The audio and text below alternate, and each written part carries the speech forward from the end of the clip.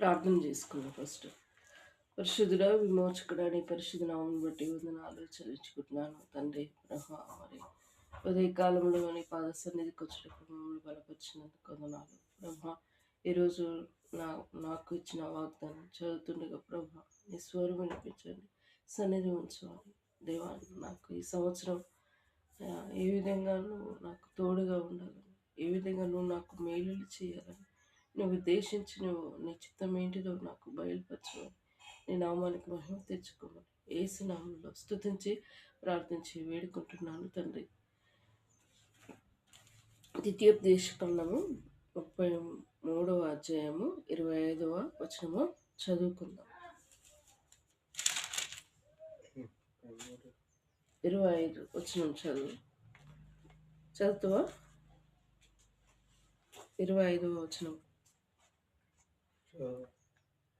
నీ కమ్ములు ఇనుపవియు ఇత్తడివియునై ఉండును, నీవు బ్రతుకు దినములలో నీకు విశ్రాంతి కలుగును అని ఈ సంవత్సర వాగ్దానము దేవుడు నాకు ఇచ్చి ఉన్నాడు. మరి దేవుడిచ్చిన వాగ్దానం ఎంతో ప్రశస్తమైనది. మరి ఈ వాగ్దానాలు ప్రతి ఒక్కరు మరి క్రిస్టియన్స్ అంటే దేవుని ఎరిగిన ప్రజలు చర్చికి వెళ్ళి నూతన సంవత్సరంలో దేవుడు ఏ వాగ్దానం ఇస్తాడో అని తీసుకుంటారు.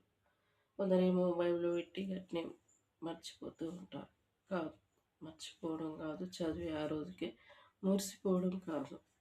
ఈ సంవత్సరం మొత్తము మనకు ఇచ్చిన వాగ్దానం, మనకు క్యాలెండర్ ఏ విధంగా సంవత్సరం మారుతూ ఉంటుందో మన జీవితాన్ని కూడా ఈ సంవత్సరంలో మనకి ఏం చేయబోతున్నాడు, ఒకవేళ ఏదైనా ఆపదలు వచ్చిన, ఒకవేళ ఏదైనా మేలు చేసేది ఉన్నా, దేవుడి సంవత్సరంలో ఈ వాగ్దానంతో మనతో మాట్లాడుతూ ఉంటారు. ఇది వాగ్దానము సంవత్సరంలో కంపల్సరీ నెరవేర్చబడుతూ ఉంటుంది. సో ఎవరైనా మీరు తీసుకొని నిర్లక్ష్యం చేసుకోకూడదు. ఆయన మాటలు ప్రశస్తమైనవి.